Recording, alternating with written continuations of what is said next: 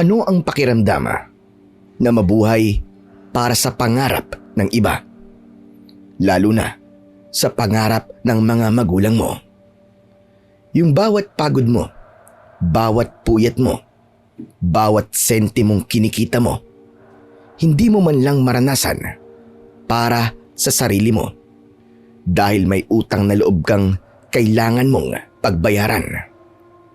Hanggang kailan nga ba kaya ng isang anak na akuin ang responsibilidad na hindi naman dapat sa kanya? Magandang umaga po sa inyo, Panyero. Ako nga ho pala si Carla, isang guro sa umaga at online English tutor naman sa gabi. Sa paningin ng iba, masipag at responsable akong anak.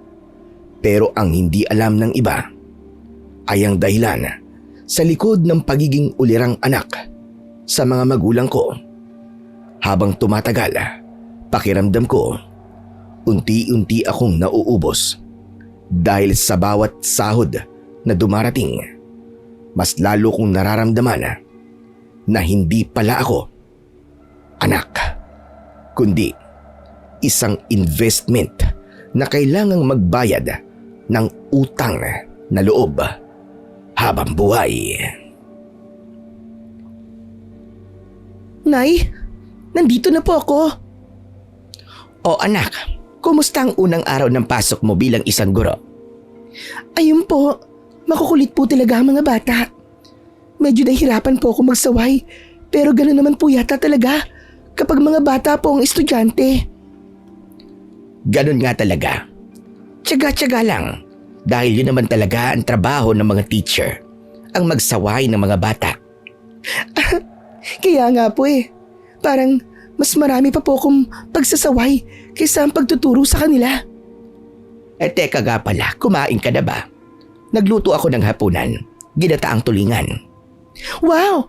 Mukhang masarap po yun Abay, syempre naman Kailangan masarap ang ulam mo para naman ganahan kang magturo bukas. Mukha nga pong gaganahan po talaga ako dyan. Teka lang po. Ref po ba yung nasa kusina? Ay, yun ba? Nako, kailangan ko nga palang sabihin sa'yo. Kumuha ako ng pahulugang ref, anak. Alam mo na, sa sahod ka naman, di ba? Ang sabi sa akin 20K raw ang sahod ng baguhang teacher na kagaya mo. Aba, malaki yun. Kaya mo naman niyang bayaran, 3K kasi ang hulog niyan kada buwan. Ha? Nay, hindi po kasi ako sigurado doon. May mga salary deductions pa po kasi yun, Nay. Ano ka mo? Paano may deductions? Wala ka namang utang, di ba? Hindi naman po utang ang ibinabawas sa sweldo namin, Nay. Kundi yung mga benepisyo po, tulad ng SSS, PhilHealth, Pag-ibig, yung mga ganun po. Ganon? Aba, oo nga pala May mga ganyan pala. Hindi ba pwedeng optional lang yan? Kasi kami naman ang tatay mo. Nabuhay naman kami na mawalang ganyan-ganyan. Hindi po Kailangan po talagang magbayad po ng mga benepisyo. Hindi naman benepisyo yon kasi binabayaran nyo rin. Ay nako, ewan ko ba naman sa gobyerno natin, napakadaya. Ganun po kasi talaga, Nay. Pero wag po kayo mag-alala at babayaran ko po yung ref natin. Maganda rin po kasi na may ref po tayo para kahit papano naman po, pwede kang magnegosyo ng yelo o kaya naman ice candy. Tama ka, yun nga rin ang iniisip ko. Gusto kong magnegosyo. Basta tulungan mo ako sa hulugang yan. Sige po, Nay. Huwag po kayo mag-alala. Tutulungan ko po kayo. Unang araw pa lang na nakapasok ako bilang isang guro sa isang public school, nangutang na kagad si nanay ng refrigerator. Sa totoo lang, hindi talaga yon ang plano ko. Bala ko kasi sanang mag-ipon para makabili ng laptop na pwede kong magamit para makapagsimula bilang online English teacher tuwing gabi. Gusto ko kasi sana na may iba pa akong trabaho para matupad ko ang mga pangarap kong bilhin. puntahan at gawin. Bata pa lang, ambisyosa na talaga ako. Bata pa lang, sinubukan ko ng magnegosyo. Mula high school hanggang college, ako na mismo ang nagpapaaral sa sarili ko, panyero. Gumagawa ako ng paraan, nagninegosyo ako o kaya naman ay nagpa-part-time ako para lang kumita ng pera. Hindi ako sanay na umasa sa mga magulang ko. Ang totoo ay nakakatulong pa nga ako sa kanila.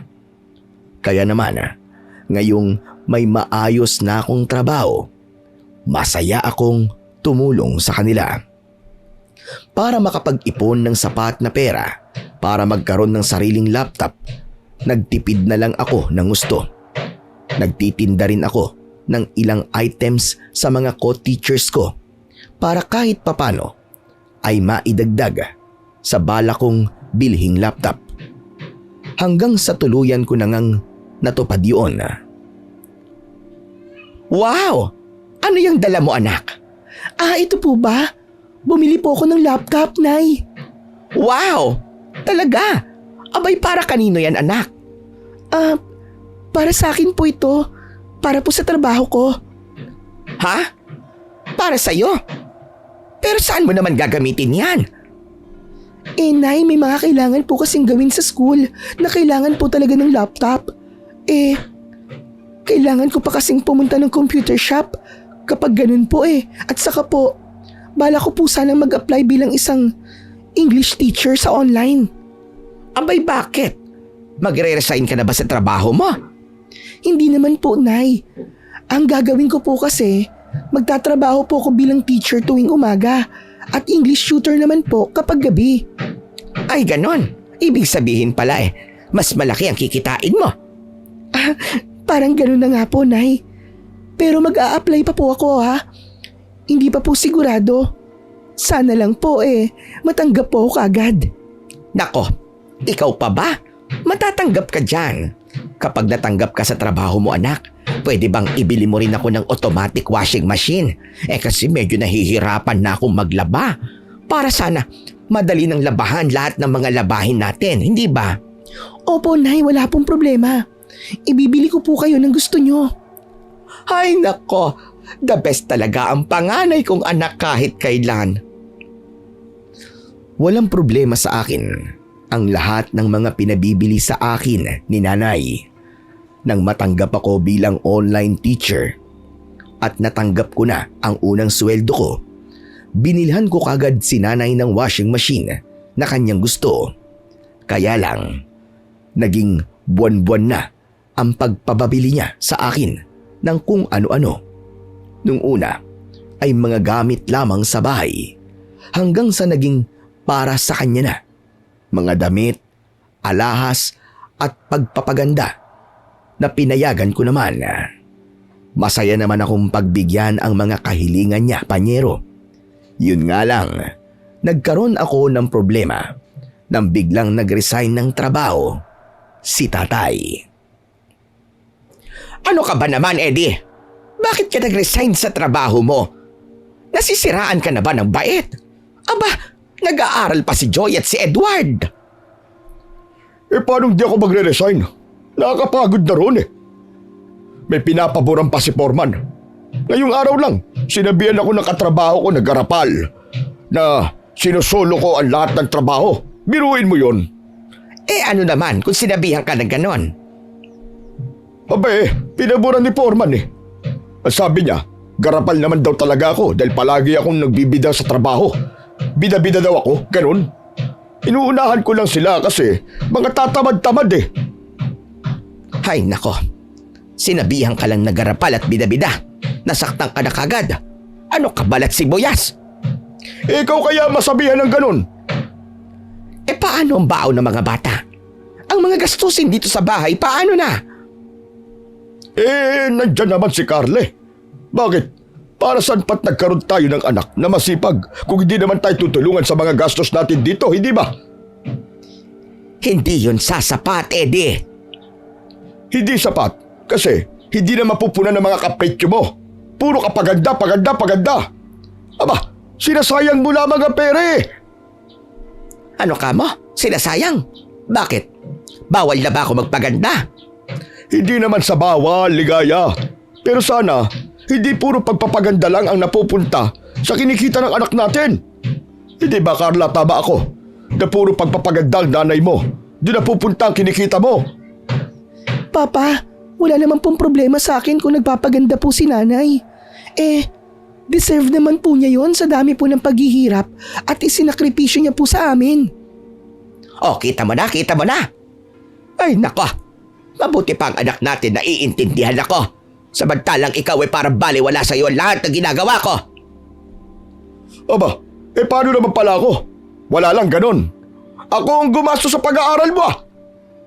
Syempre naman po, Tay. Deserve niyo rin po ito. Bakit ganun? Bakit parang wala man lang napupunta sa akin? Puro na lamang pagod. Hayaan niyo po, Tay. Ayos lang po sa akin na wag muna kayo magtrabaho sa ngayon. Kaya ko naman po sigurong sustentuhan ng pamilya po natin sa loob lamang po ng ilang linggo. Yun naman pala eh. Kaya naman pala ni Carla. Kasi kailangan ko rin naman magpahinga kahit papano, ano? Hindi pwede yung trabaho lang ako nagtrabaho. Baka naman makomatos na ako niyan.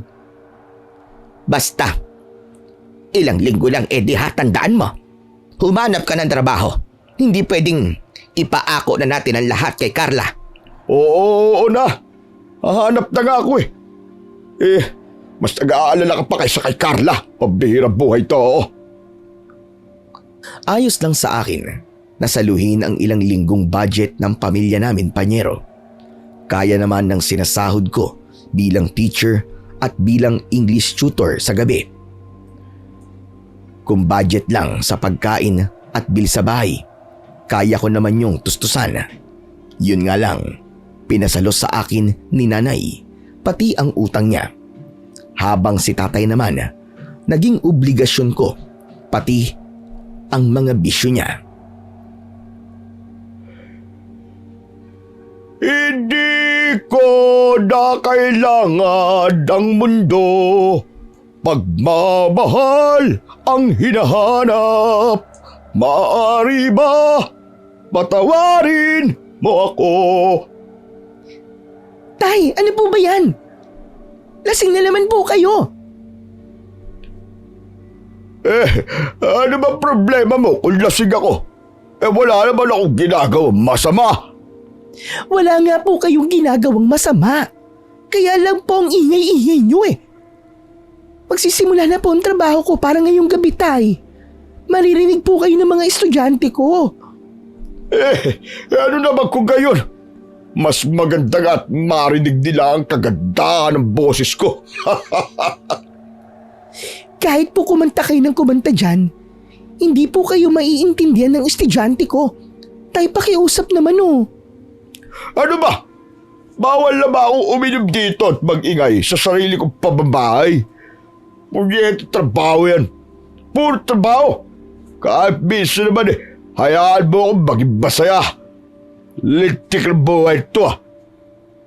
Pero Tay, dito po tayo kumukuha ng pagkain natin. Kapag hindi po ako nagtrabaho, paano po? Visit! Naka! Bested buhay ito. Baka layas na nga lang, nakakainis. Sariling pamamahay ko binibwis ako porque pinapalaban mo ko. Ganyan ka na. Parang pinapalaban mo na ako ng ilang taon eh. Wala pang isang buwan yun ah. Hindi naman po sa ganun. Wala naman pong problema kung mag-inom po kayo, Tay. Wag lang naman po kayong maingay, yun lang naman po ang sa akin. Ay, ewan ko sa'yo. Alis na ako. Nakaramdam ako ng konsensya nang umalis nga talaga si Tatay, Panyero. Imbis na tumigil na lang sa pagkanta, inisip ko na siguro nagkamali lang ako ng salita. Kaya naman nagalit sa akin. Dapat una kong sinabi na pwede naman siyang uminom. Wag lamang siyang mag-ingay. Pero nagpadala ko sa inis ko sa kanya at nasigawan ko siya nang hindi ko sinasadya. Imbis na intindihan pa, minabuti kong buksan na ang laptop ko at mag-ready na ng materials para sa tuturuan kong estudyante. Yun nga lang, habang nasa kalagitnaan ako ng pagtuturo, Panyero, narinig ko na lang na may kumalabog na kung ano sa labas ng kwarto. Nagkagulatan pa kami ng estudyante ko. Hindi ko na sana yun papansinin, pero nagsimula na ang sigawan nila ni nanay at tatay. Kaya wala na akong nagawa kundi ang i-cancel ang tutorial ko. Grabe kayo sa akin ha! Nawalan lang ako ng trabaho. Parang naging napakawalang kwentang tao ko na. Ano ka ba naman, Eddie? Hindi ka na nga pinipigilang uminom eh. Pinahihinto ka lang ng anak mo dahil may klase siya. Ano ka ba naman? Pinag-aral natin yan. Pinalamon. Napagtapos natin ang kolehiyo at ngayon, teacher na. Hindi pa ba sapat ang maging teacher sa umaga, ha? Hanggang gabi may trabaho. Hindi yun sapat. Lintik ka. Nasa kolehiyo na pareho, sina Joy at Edward. Tapos nag-resign ka pa sa trabaho mo. Alam mo bang maraming kinakaltas sa anak mo bilang isang teacher? Akala mo ba malaki ang sinasahod niya roon? Teacher nga. Eh magandang profesyon yun. Tay, tama na po. Kinansel ko na po ang klase ko para ngayong gabi dahil po sa ingay po ninyo. Eh mabuti kung ganun. Magpahinga ka na. Imbis na magpakalunod ka niya sa trabaho basic na yan. Baka masyado ka na maging mayaman yan eh. Kung ganun, saan po tayo hahanap ng pambayad sa kuryente at tubig? Tsaka sa tuition fee nila Joy at Edward. O siya. Sige na. Ikaw na ang tama. Visit na buhay to. Hanggang kailan ba tayo magtitiis na magpanggap na mga pipi? Pasensya ka na sa tatay mo, anak, ha? Ay, Diyos ko. Sayang tuloy ang isang gabing kita mo nang dahil sa istorbo ng tatay mo na to. Paano yan? Hindi ba pwedeng pakiusapan mo at itutuloy na lang ulit? Tahimik na siya ngayon, no? Hindi na po, Nay eh. Magpasalamat na lang po tayo. At hindi niya po ako tinanggal sa trabaho. Ipapa-soundproof ko na lang po ang kwarto ko para hindi na po marinig ang tunog mula sa labas. Eddie, ako ang gagawa. Bukas na gagawin ko yun. Ako mismo ang magsasoundproof. Soundproof ng kwarto mo. Kahit kaunti lang ang budget, ginawa ni tatay ng paraan para gawing soundproof ang kwarto ko.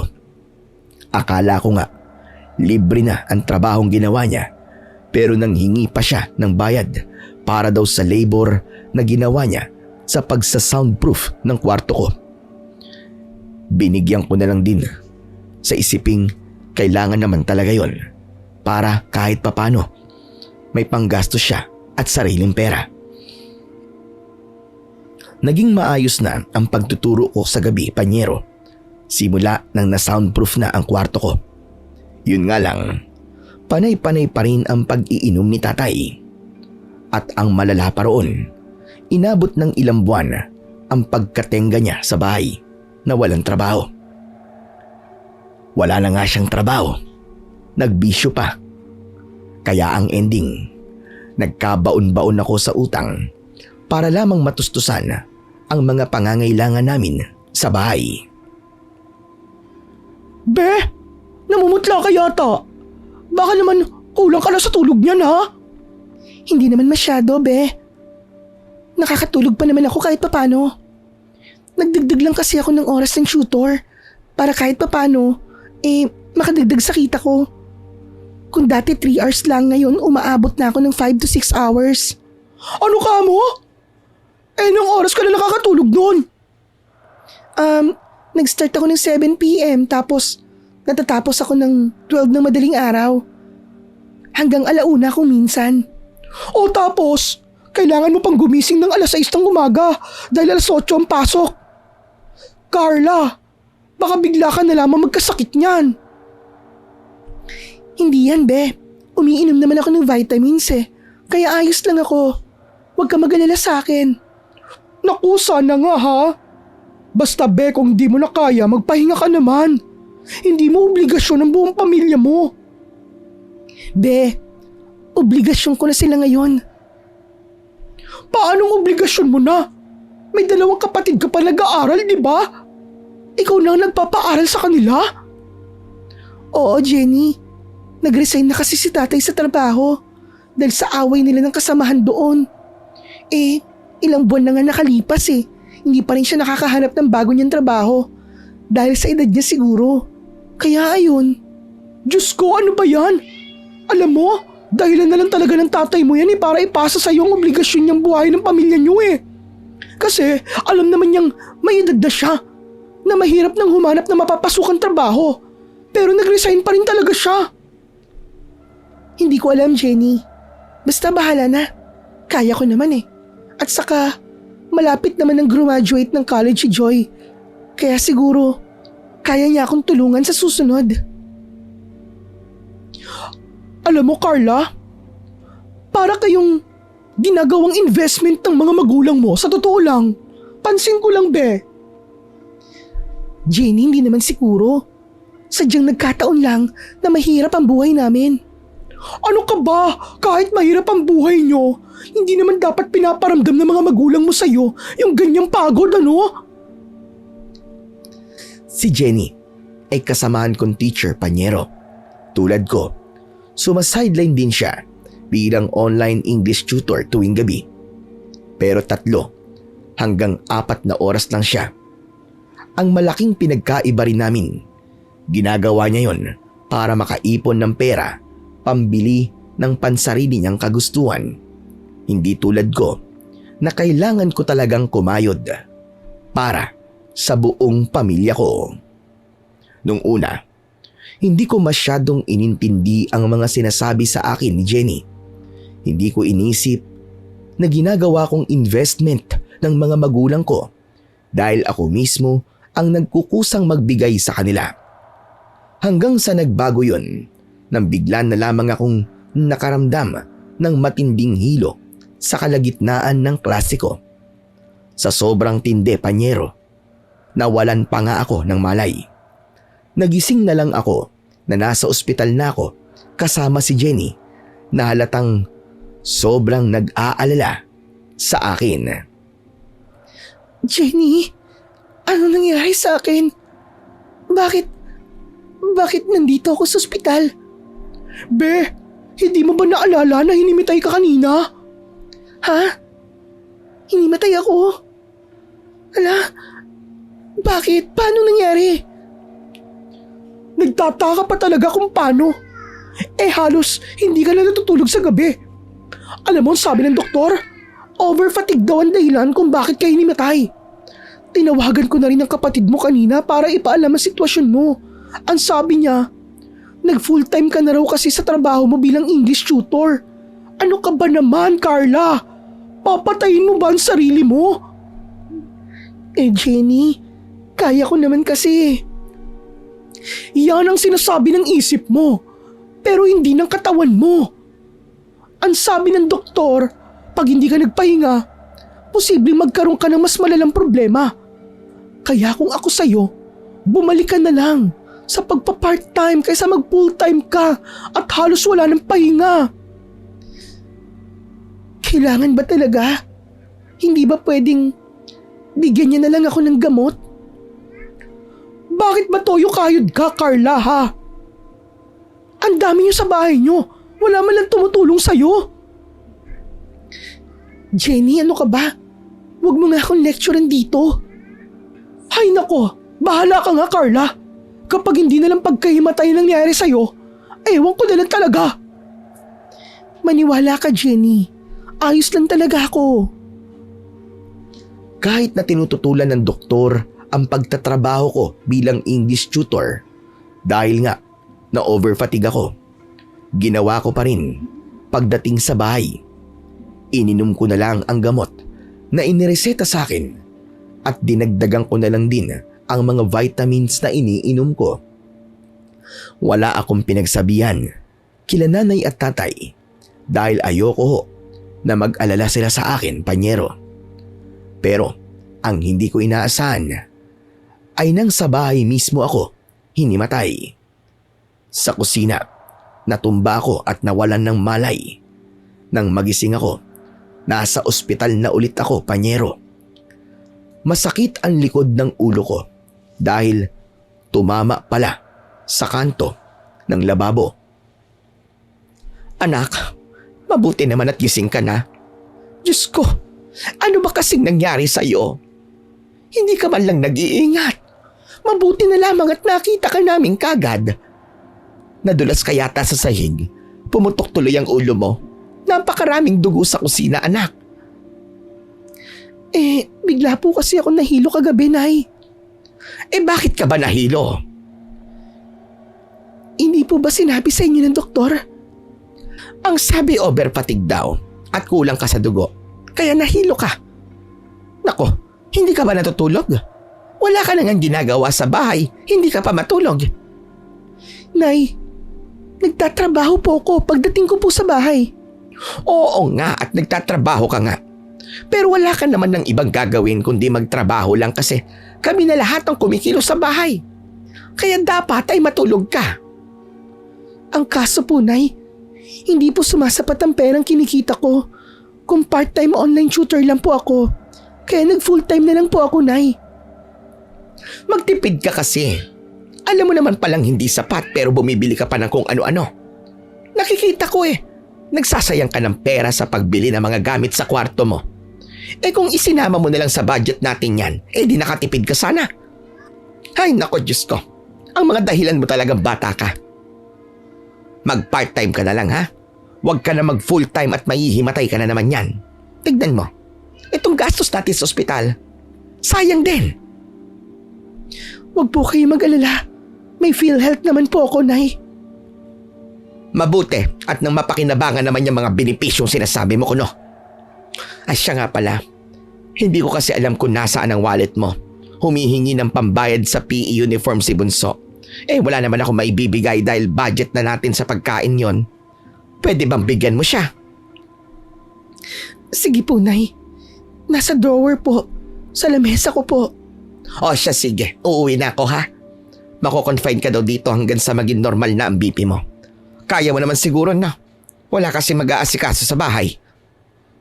Opo. Kaya ko na po. Sumama talaga ang loob ko nang iwan ako ni nanay sa ospital. Biruin niyo yun?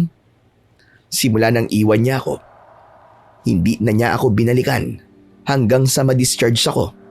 Pakiramdam ko, may kwenta lang ako sa kanila dahil ako ang nagdadala ng pera sa pamilya. Doon ko unang naramdaman na para bang hindi nila ako mahal. Dahil sa takot ko na muling madisgrasya, bumalik na lang po ako sa part-time bilang online tutor. Nakakatulog na nga ako ng maayos, pero hindi talaga sumasapat ang kinikita ko. Bukod kasi sa budget para sa bahay at mga bills, natuto nang magbingo si nanay at panay pa ang inom ni tatay. Unti-unti na akong nabaon sa utang. Nagpatong-patong na yon hanggang sa may pumunta na maniningil sa bahay at pinahiya ako sa mga kapitbahay dahil ilang buwan na akong delayed sa bayad. Ano ka ba naman, Carla? Bakit hindi ka nagbabayad ng mga utang mo? Nakakaya! Ngayon pinag-uusapan na tuloy tayo ng mga kapitbahay natin dahil sa nangyari.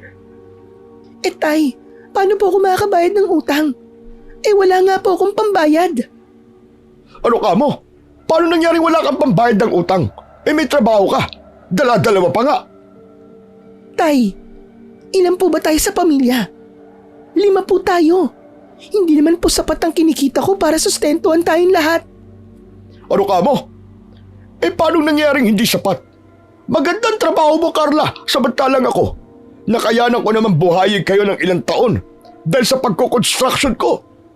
Wala rin naman palang kwenta kahit nakapagkolehiyo ka. Mahina pa rin palang kumita. Tay, hindi niyo po ba naaalala? Nagtrabaho rin po ako noon sa isang fast food restaurant.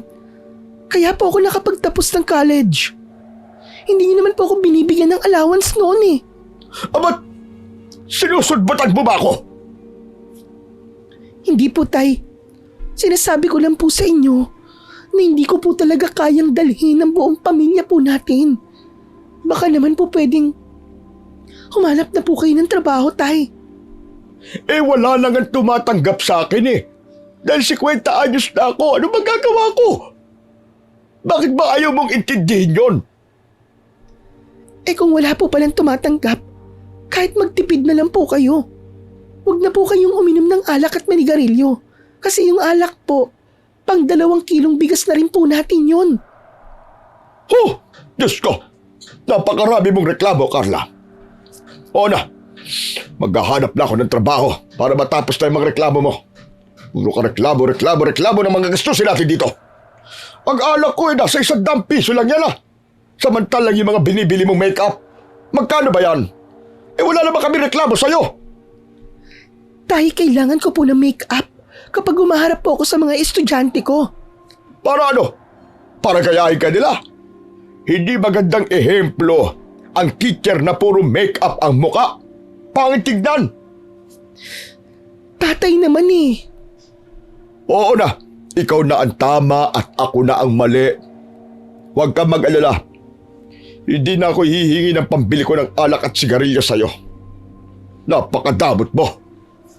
Tay, hindi naman po ako nagdadamot. Gusto ko lang naman po sanang may tumulong po sa akin kahit papano. Oo na nga, tutulong na nga ako, di ba? Dahil nakakahiya naman sa'yo. Wala ka nang ginagawa dito sa bahay ni hindi ka makahawak ng walis tapos iniisip mo na walang tumutulong sa'yo. Imbis na makipagtalo kay tatay, minabuti ko na lamang na manahimik, Panyero. Kahit ano naman kasi ang gawin kong paliwanag sa kanya, hindi niya maiintindihan dahil iba ang pananaw niya sa buhay. Hindi niya maintindihan na hindi sapat ang sinasahod ko sa lahat ng gastusin sa bahay. Samantalang si nanay naman ang nagbabudget ng lahat. Kahit si nanay, iniisip niyang malaki ang kita ko. Samantalang halos lahat ng sahod ko ay ibinibigay ko na sa kanya. Ang natitira na lang ay ang budget pamasahe at baon ko sa eskwelahan. Kahit pa nakaaway ko na si tatay, nagpatuloy pa rin ang ganong klaseng sistema sa loob ng bahay namin, Panyero. Dahil doon, kinailangan na ni Joy na mag-apply bilang part-timer sa isang fast food restaurant. Nang makapasok siya roon, medyo nabawasan ang pasanin ko. Kaya lang... Anak, medyo nakaluwag-luwag ka na ba? May trabaho na kasi si Joy, hindi ba?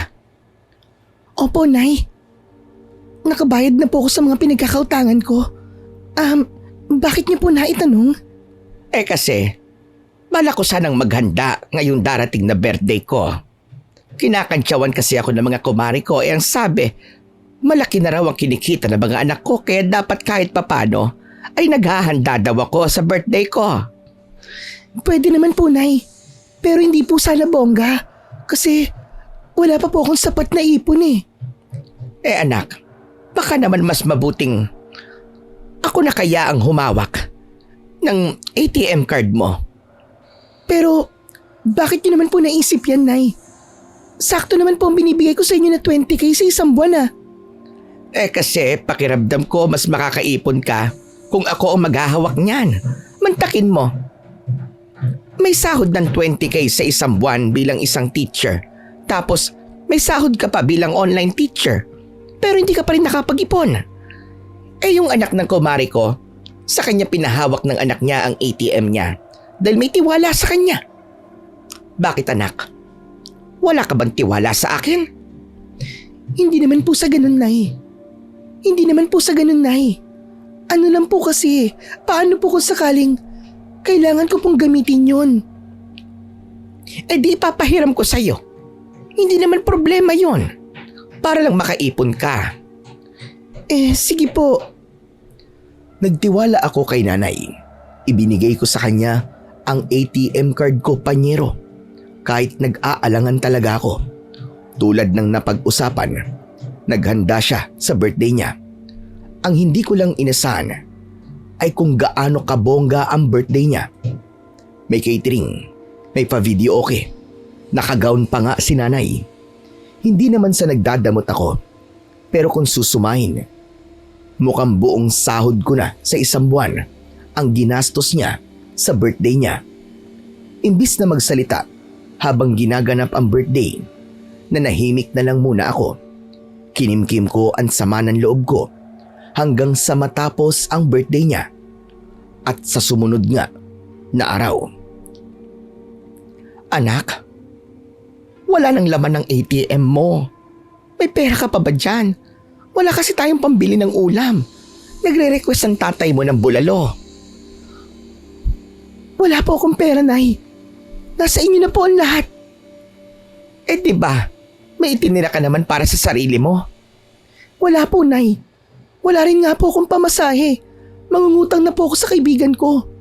Eh baka pwedeng idamay mo na ang panggastos natin para sa susunod na araw. Kailan ba ulit ang sahod mo, anak? Sa susunod na buwan pa po ang sahod ko, Nay. Paano po yan? Magtitiis po tayo sa gutom hanggang sa susunod na buwan? Abay, syempre hindi. Gawan mo ng paraan, pambihira ka naman. Bakit kasi inubos mo kagad yung hiningi mo 2,000 sa akin? Saan napunta yun? Nay, ano ba naman kayo? Nung nakaraang linggo ko pa po hiningi sa inyo yun. Ubus na po sa pamasahe at baon ko. Hindi po ba ako kakain? Eh bakit nagagalit ka? Nagtatanong lang naman ako sa'yo. Sino po bang hindi magagalit sa sitwasyong tunay? At sabi niyo po sa akin, kayo po ang hawak ng ATM ko para makaipon ako. Eh paano pong nangyari yun? Inubos niyo po ang isang buwan sahod ko para sa isang araw na birthday niyo. Ang usapan po natin, hindi muna bongga dahil wala pa po tayong budget. At kakaahon pa lang po natin sa mga utang. Tapos ngayon, ganito pang nangyari. Grabe ka. Kumain ka naman ng handa. Kung makapagsalita ka naman parang hindi ka nag-enjoy. Hindi po talaga, Nay. Tiniis ko lang ang sama ng loob ko. Dahil ayoko po na mapahiya kayo, Nay. Hindi man lang ba kayo na konsensya na inubos niyo pong isang buwan sahod ko para sa isang araw niyong birthday? Hoy, Carla. Karapatan ko yon bilang isang ina. Nay, hindi nga po ako nakaranas ng ganong kabonggang birthday nung bata pa ako eh. Sandali nga. Sinusumbatan mo ba ako? Ang sinasabi ko lang po, Nay, alam niyo naman pong pagkatapos ng ganong kabonggang handaan, magugutom po tayo. Pero nagyabang pa rin po kayo. Aba, ako pa ngayon ang mayabang? Ikaw ang mayabang. Porket nagkapera ka lang, ganyan na kagad ang ugali mo? Eh tama naman pala ang sinabi sa akin ng tatay mo na wala kang utang na loob. Hoy, Carla, kami ang bumuhay sa'yo. Kung hindi dahil sa amin, wala ka sanang kinikitang ganyang kalaki. Grabe ka. Napakakapal ng mukha mo na sumbatan ako. Bakit, Nay? Ginusto ko po bang ipanganak niyo ko? Ano ka ba? Nay, bata pa lang ako. Palagi niyo na pong isinusumbat sa akin ng lahat ng kinakain ko.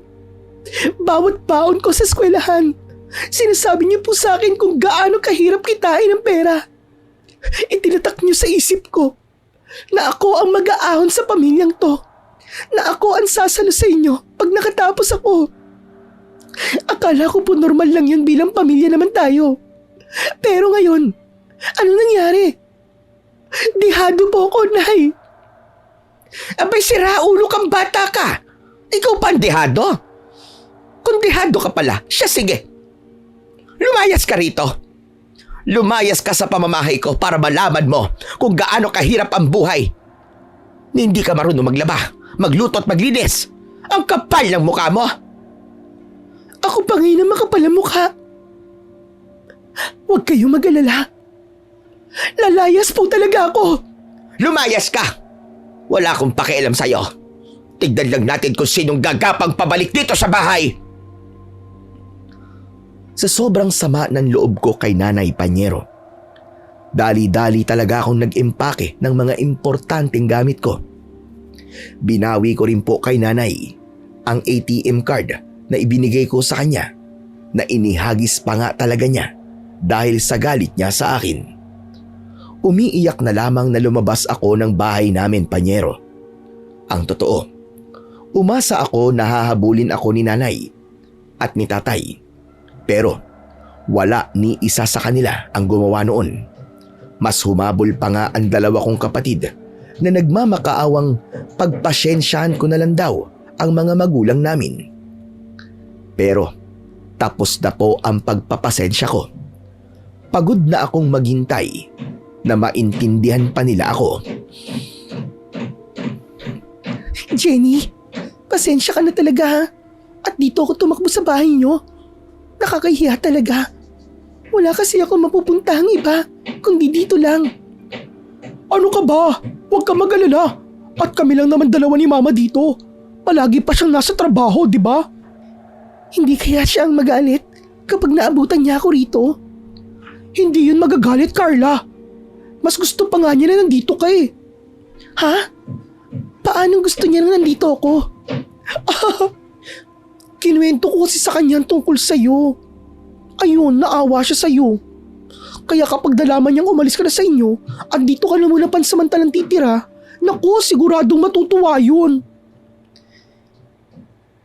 Hindi ko alam kung may kakainin ba sila nanay doon. Ano ka ba naman, Carla? Ang lalaki na nila doon. Magagawa nila ng paraan ng pagkain. Sarili mo na munang intindihin mo. Dito, makakahiram ako ng pera sa'yo pero doon, wala silang mahihiraman. Kung may mahiraman man, anong ibabayad nila? Wala naman silang trabaho, di ba? Sa tingin mo ba, ganyan din ang naiisip nila sa'yo? Nag-aalala din kaya sila sa'yo? Sa totoo lang, Jenny, hindi ko alam. Oh, nakita mo na? Hindi nag-aalala sa'yo mga magulang mo, Carla. Kaya wag mo na muna silang isipin ngayon. Kailangan maisip nila yung pagkakamali nila bago mo sila balikan. Yun nga lang, baka mamaya kapag bumalik ka, bumalik din ang ugali nila. Ano kaya sa tingin mo maganda kong gawin? Mas maganda kung mangupahan ka na lang. Sa laki ng kinikita mo, kaya mong umupa ng isang studio type na apartment, ano?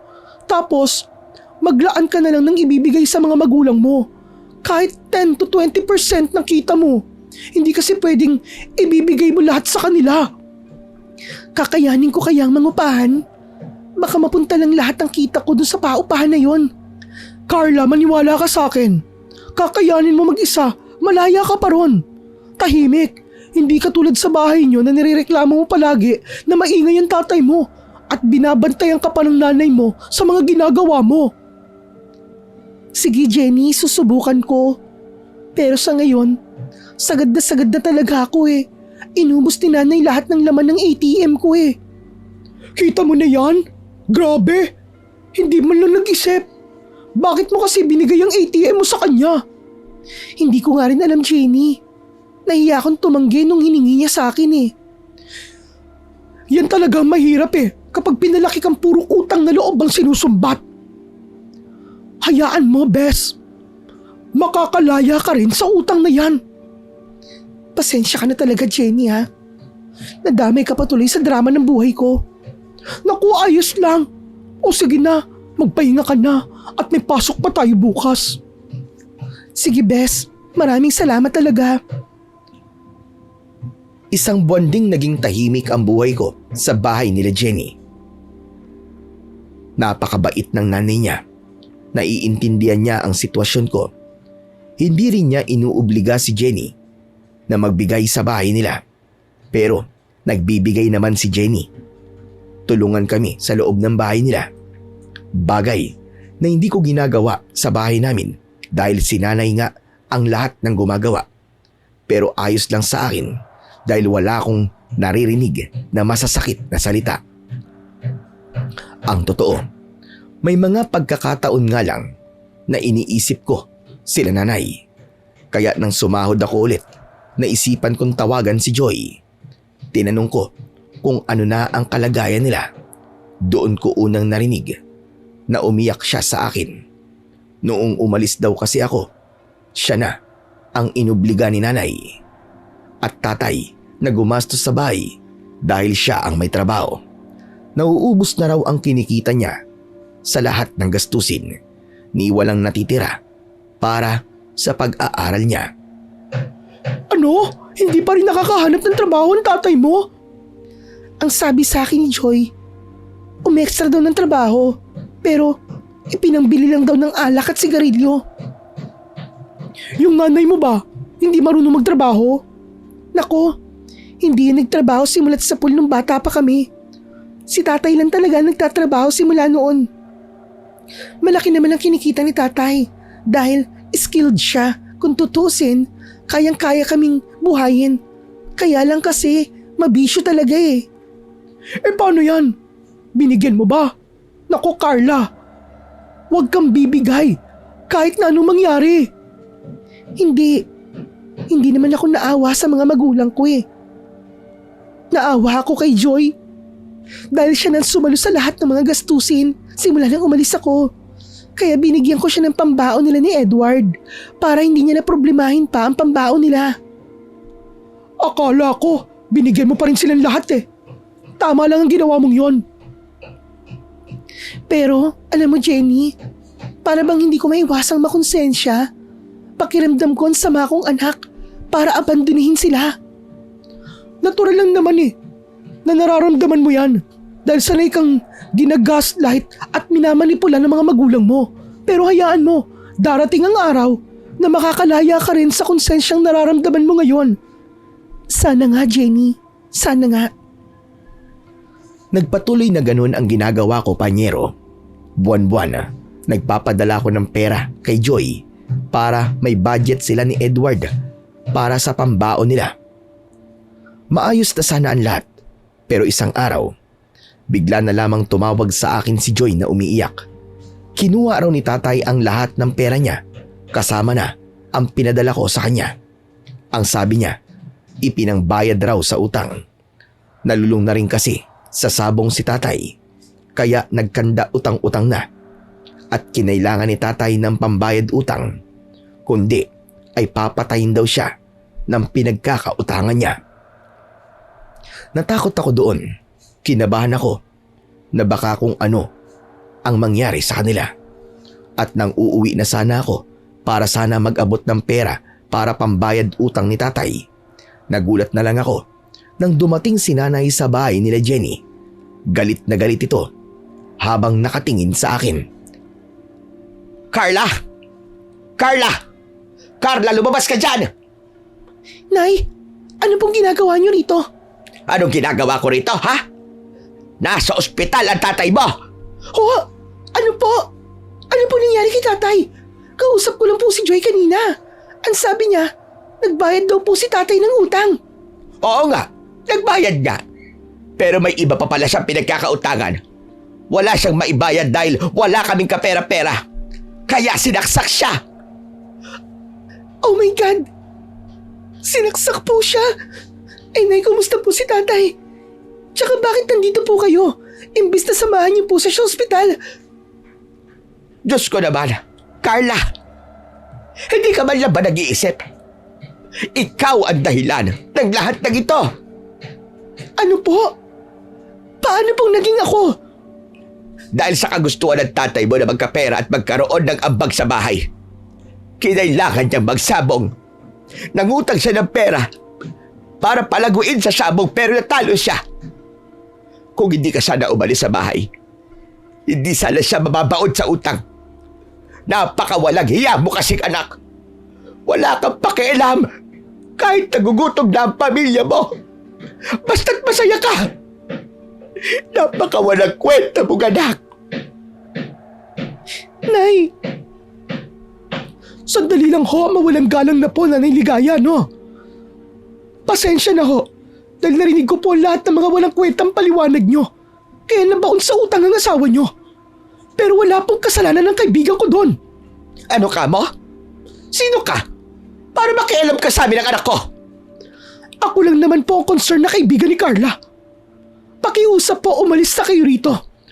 o magtatawag ako ng barangay para sila mismo ang dumampot sa inyo. Abat! Hoy! Batang walang galang. Ikaw ba ang nagsusulsul sa anak ko, ha? Ikaw ba ang dahilan kung bakit lumaya siya sa bahay namin? Ay, opo, ako po. Sinulsulog ko po siya para lumayas na sa poder ng toxic niyang mga magulang. Aba, walang hiya ka! Nay, tama na po, tama na. Sige po, bibigyan ko na po kayo ng pera. Puntahan niyo na po si tatay dahil kailangan niya po kayo. Heto po, kunin niyo na po ito lahat. 5,000? Ano to? Saan makakarating ang perang ito? Nay, yan lang po ang extra ko ngayon eh. Marami kang pera, alam ko yon. Ilang buwan kang hindi nagpadala sa amin. Kaya malamang na marami ka lang naipon. 5,000? Ano to? Niloloko mo ba ako, Carla? Diyos ko, binibigyan na nga po kayo ng pera. Kulang pa po sa inyo yan. Buti nga may 5,000 pa. Grabe, ang kapal talaga. Anong sinabi mo? Anong sinabi mo? Nay, tama na po. O ito po, dagdag pong 2,000. Ang kailangan ko ay 15,000. Magbabayad pa kami sa utang ng tatay mo. Aba, umaabuso na kayo ah. Jenny, tama na please. Sige na, pumasok ka na sa bahay niyo. Ako nang bahalang kumausap kay nanay. Please, Bes, kaya ko na to. Hoy Carla, baka mamaya magpaloko ka na naman dyan sa nanay mo ha? Hindi, Bes, sige na. Ako nang bahala. Please. Yung kaibigan mong yon, hinuhututan ka ng pera, no? Kasi galit na galit. Parang ayaw niyang magbigay ka sa akin ng pera. Nay, hanggang 7,000 lang po talaga ang kaya kong ibigay sa inyo. Pasensya na po kayo, Nay. Saan mo ba dinadala mga pera mo? Paano nangyari? Ganito kaliit lang ang kaya mong ibigay sa akin.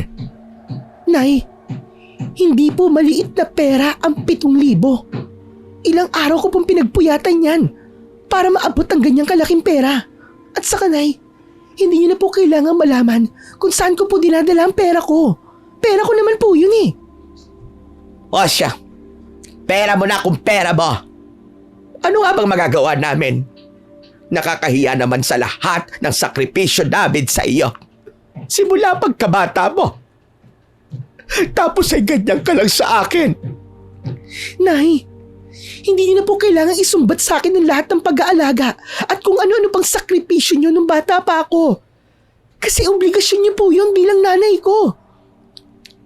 Talagang na-brainwash ka na ng kaibigan mo, Carla. Siguro kaya ganyan siya sa nanay niya.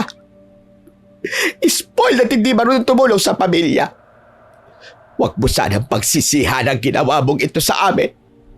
Tandaan mo yan.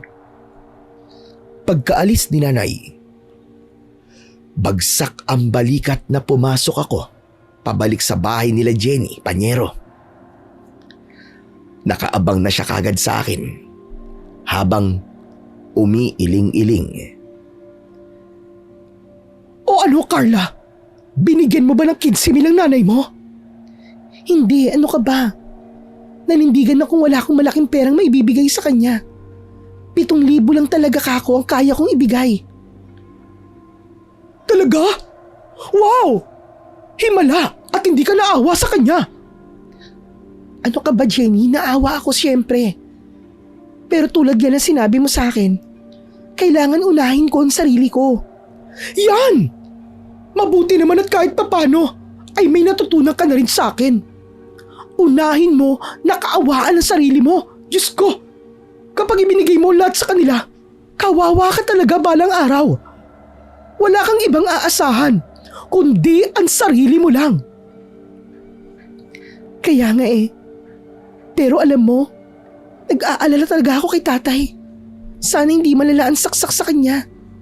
Hindi rin kasi nabanggit ni Joy. Baka naman niloloko ka lang ng nanay mo para maawa ka at makahutot siya ng pera sa'yo. Hindi ko alam, Bes. Tatawagan ko ulit siya mamaya para malaman ko. Tama. Mabuti na nga yan siguro para sa susunod. Kung sakali nga na niloko ka lang niya, Hindi ka na niya maluloko ulit. Tinawagan ko si Joy at sinabi sa kanya ang ginawa ni nanay. Tinanong ko rin kung totoo ba na nasaksak si tatay dahil sa utang niya. Umuo naman siya, pero ramdam kong may pag-aalinlangan sa tono niya. Hindi ko alam kung bakit, pero may kung anong nag-udyok sa akin na makita at malaman ang sitwasyon ni tatay.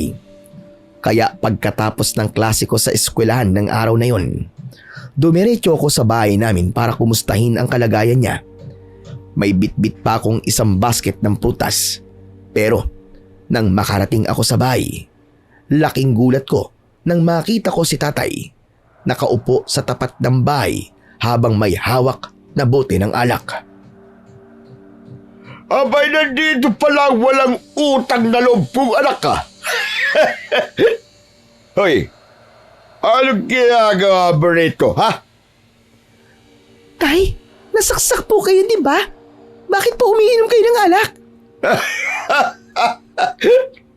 Yung pa sabi sa'yo ng nanay mo para bigyan mo kami ng pera. Ano pong ibig niyo sabihin? Hindi po totoo na nasaksak kayo. Litik ka bata ka. Kung hindi pala ako nasaksak, hindi ka pa pala magbibigay. Hayop ka rin, no? Tay, hindi niyo po dapat ginagawa sa akin to. Bakit? Ano ba ginawa namin sa'yo? Obligasyon mong ibalik sa amin ang pagpapalaki namin sa'yo. Pero dahil makapal ang mukha mo, lumayas ka. Aalis na po ako. Hoy! Teka lang. Halika mo na rito. Ibigay mo sa akin yung prutas niyan. Para sa akin yun, di ba? Sige. Sa inyo na po yan. Teka! Huwag mo kakalimutan na kung ayaw mo tumira dito sa bahay, magpadala ka sa amin ng pera. Hindi na kailangan na kaya mo na magsinungaling magbigay ka lang sa amin. Kailangan namin ng 20,000 kada buwan. Tulad doon si Sted sumunod. At bakit ko naman po gagawin yun? Hindi pa nga po ako senior eh. Kayang-kaya niyo po magtrabaho. Kaya bakit ko po kayo susustentuhan? Mga kapatid ko lang po ang kaya kong bigyan ng pera dahil nag-aaral pa sila. Pero kayo, wala. Bahala po kayo sa buhay niyo. Ganun Talagang wala ka ng mood sa magulang mo. Wala kang utang na loob. Aray ko, tay! Bitiwan niyo po ang buhok ko! Kung patayin na lang kaya sa ngayon, ha? Wala ka naman pala kwenta. Para saan pa na nag-anak kami? Pero hindi naman namin mapapakinabangan. Tama na po, tay! Nasasaktan na ako! Tama na po! Magbibigay ka ba sa akin o hindi? Opo. Magbibigay na po ako, tay. Aray ko! Tama na! Napilitan akong sabihin yon dahil sa takot na baka kung anong gawin sa akin ni tatay, Panyero. Sobrang sakit ng anit ko dahil sa paraan kung paano niya ako sinabunutan. Pero mas masakit sa akin ang lahat ng mga sinabi niya na para bang ipinanganak nga lang talaga ako sa mundo para may pagkakitaan sila ng pera. Pagtanda. Iyak ako ng iyak, Panyero, hanggang sa makarating ako sa bahay nila Jenny. Nang makita ko ng mama niya, kaagad niya akong niyakap. Isang yakap na kahit kailan ay hindi ko naranasan mula sa sarili kong mga magulang. Ayos ka lang ba, Bes? Ayos na ako. Huwag ka mag-alala, Bes. Napawi lahat ng lungkot ko dahil sa yakap ng mama mo. Grabe, Bes. Ang lala ng nanay mo. Hindi ko akalain na kaya ng isang ina na magsinungaling ng ganun sa sarili niyang anak para lamang sa pera. Paano pala yan? Susunduin mo ba ang tatay mo? Magpapadala ka pa sa kanila ng pera buwan-buwan? Hindi ako magpapadala sa kanila. Hindi na ako natatakot sa mga pagbabanta nila sa akin. Kinakabahan lang talaga ako na baka mag-iskandalo sila. Huwag kang mag-alala. Subukan lang nila mag-iskandalo rito sa bahay namin. Talagang ipapadampot ko sila sa mga pulis. Sa mga sumunod na buwan, nagmatigas talaga ako at hindi na nagpadala ng pera kila nanay at tatay. Dahil doon, sumugod si tatay sa bahay nila Jenny at nag-eskandalo tulad ng inaasahan ko. Pinagbababato niya ang bahay nila Jenny kahit na gabing-gabi na. Galit na galit siya sa akin. Lalabas na nga sana ako pero sa halip ay nagtawag ng barangay si Jenny at ipinadampot si tatay. Akala ko ay titigil na sila. Pero sa sumunod na araw, si nanay naman ang dumating. Umaga nun habang abala kami sa pag-aalmusal. Narinig ko na kagad ang nakakarinding boses ni nanay sa labas ng bahay nila Jenny. Hoy, Carla! Carla, lumabas ka dyan, hayop ka! Buisit kang walang modong bata ka! Lumabas ka dyan!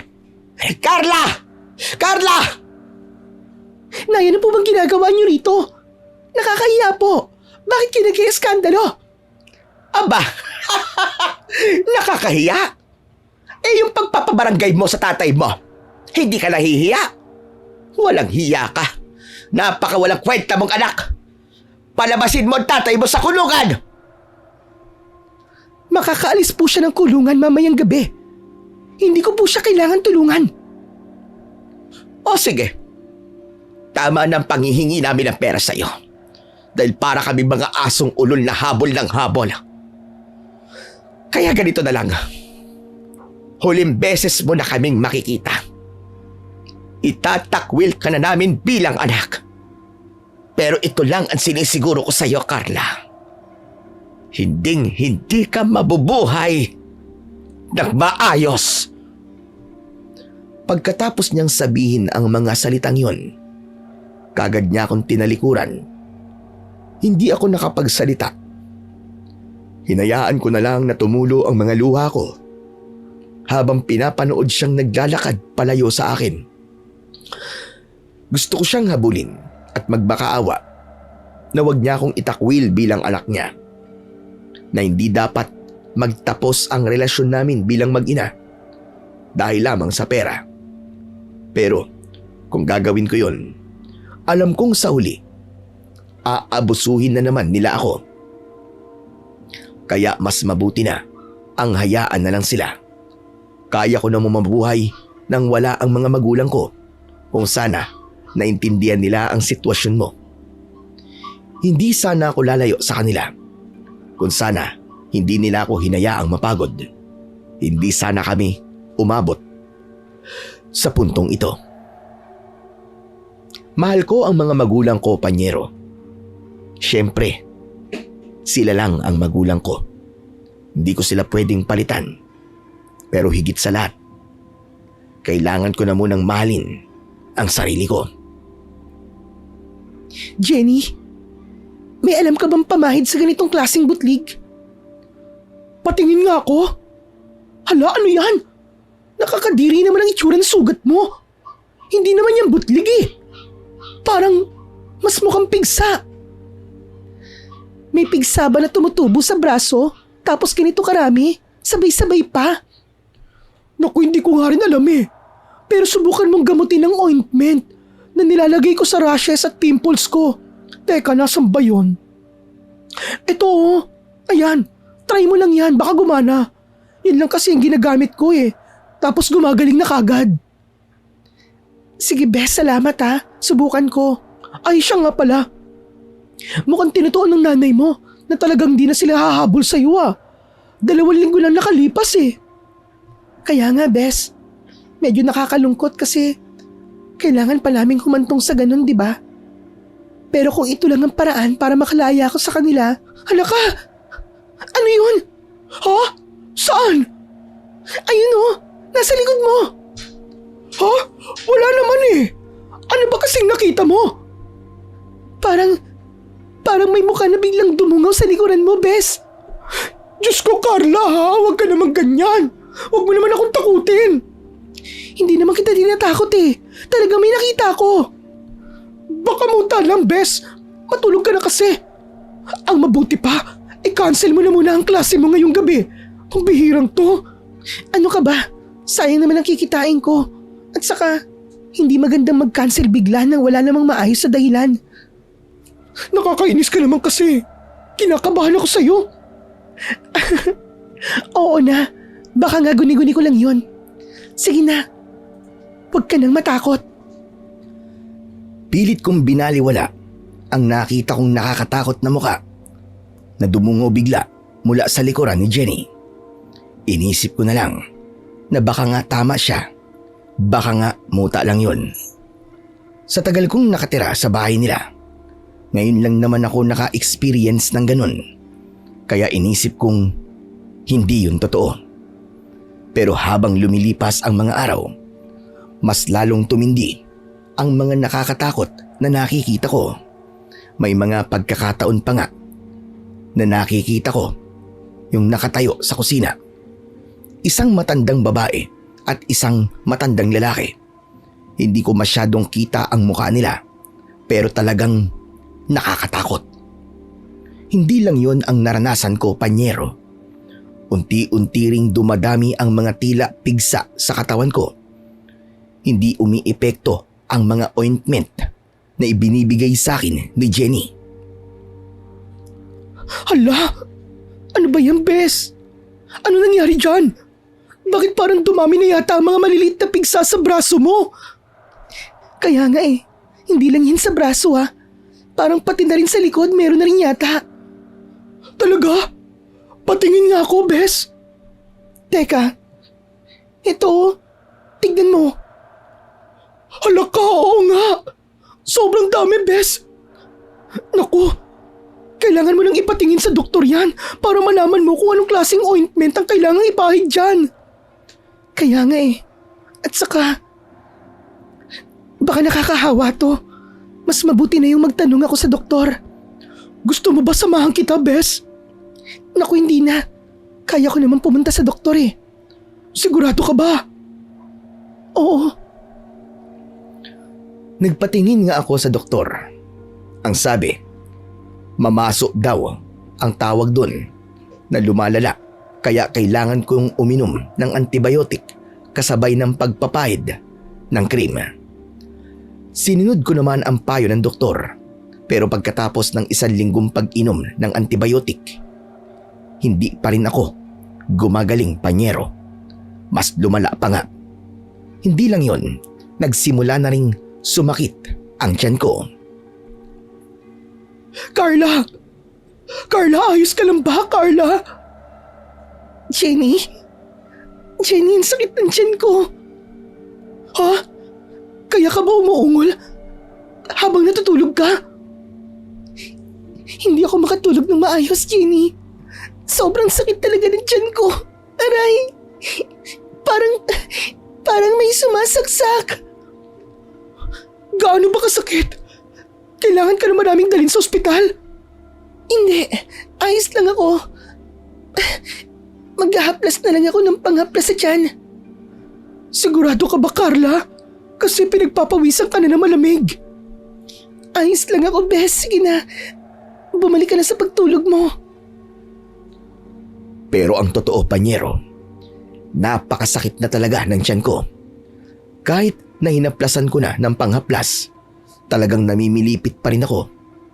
Pero awa ng Diyos, nakasurvive naman ako sa sakit ng 1 gabi. Pero kinaumagahan, pagsusuka naman ang kinaharap ko. Suka ako ng suka, Panyero. Lahat yata ng kinakain ko ay isinisuka ko, kaya hindi na ako nakapasok sa eskwelahan. Ipinahinga ko na lang ang nararamdaman ko sa pag-asang makakapagturo pa ako kinagabihan. Pero nagising na lang ako na napakadilim ng paligid. Inakala kong gabi na at hindi pa nakakauwi sila Jenny. Pero nang babangon na sana ako, naramdaman kong hindi ako makakilos. May parang dumadagan sa buong katawan ko. Bagay na hindi ko nakikita hanggang sa nakarinig ako ng nakakakilabot na bulong. Wala kang utang na loob. Wala kang utang na loob, Carla. Kami ang nagpalaki sa'yo, Carla. Kami ang bumuhay sa'yo. Hindi ka namin hahayaang mabuhay ng maayos. Habang buhay kang magdudusa. Habang buhay kang magdudusa. Masama kang anak. Masama ka. Bagay lang sa'yo yan. Magdusa ka! Ilang saglit pa. Mas bumigat pa ang dibdib ko. Unti-unti na akong hindi nakahinga. Sinusubukan kong sumigaw pero walang boses na lumalabas sa bibig ko. Sinubukan kong igalaw ang mga kamay ko at paa ko. Pero walang nangyayari hanggang sa nagulantang na lang ako nang biglang sumilip sa mukha ko ang isang nakakatakot na mukha ng isang babae. Kasunod ng paglapat ng mga palad nito sa leeg ko. Mamatay ka na! Mamatay ka na lang! Carla! Carla, magising ka! Pinabangungot ka, Carla! Carla! Jenny! Jenny! Okay lang. Sige, Bes. Umiyak ka lang. Iiyak mo lang yan. Bes, kinakarma na yata ako dahil sa ginawa kong paglaban sa mga magulang ko. Bakit? Ano ba na panaginipan mo? Ikinuwento ko kay Jenny ang lahat. Hindi lang ang bangungot na naranasan ko ang sinabi ko sa kanya. Siya lang naman kasi ang pwede kong sabihan ng lahat ng mga nangyayari sa akin.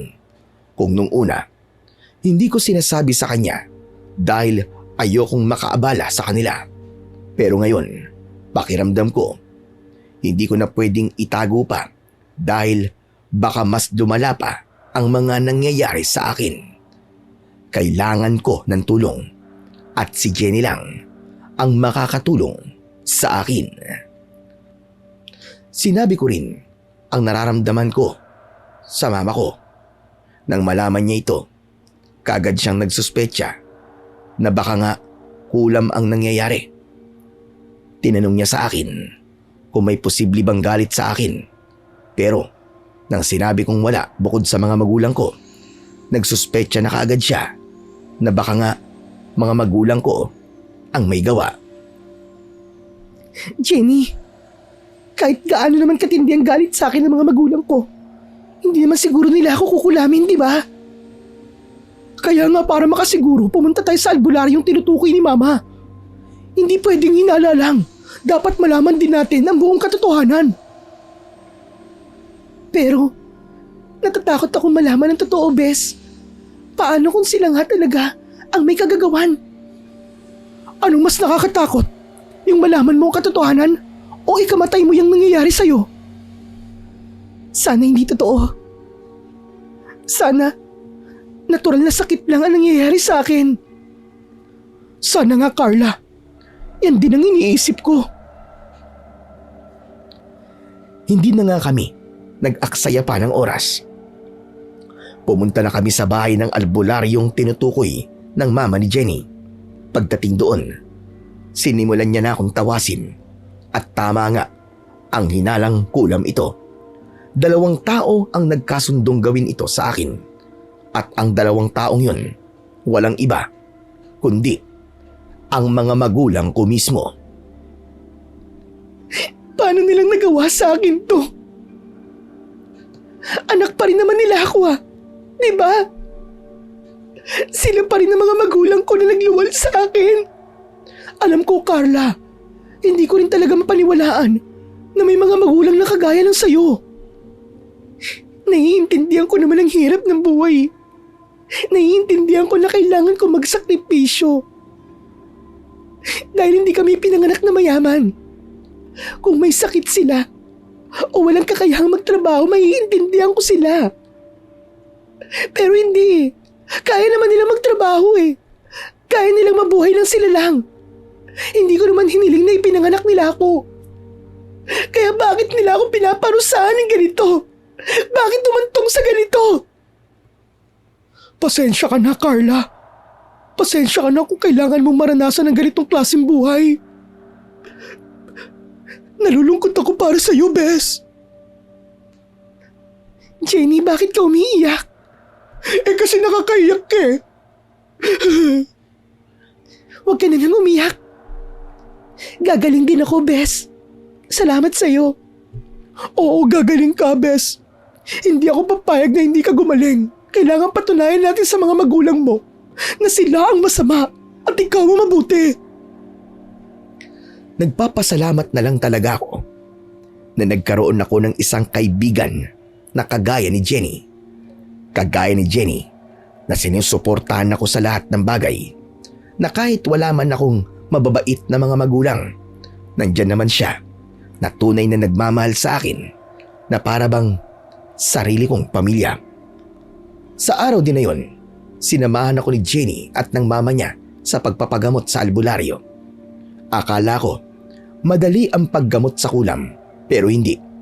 Hindi raw kasi basta-bastang mangkukulam ang kumulam sa akin. Heto, huwag mong huhubarin ang kwintas na yan dahil yan ang magiging proteksyon mo mula sa mangkukulam. Mararamdaman ng mangkukulam habang kinokontra natin ang kulam na ginawa niya sa'yo. Kaya dapat mag-iingat ka kasi pwedeng puntahan ka ng nanay mo sa bahay niyo at subukang alisin ang pagontrang nakasuot sa'yo. Gaano po katagal ang pag-alis po ng kulam, Tatang? Alam kong maiinip ka, pero mismong mga magulang mo ang nagpakulam sa'yo. Pwedeng marami silang ibinigay na gamit mo doon sa mangkukulam, kaya marami siyang paraan para kulamin ka.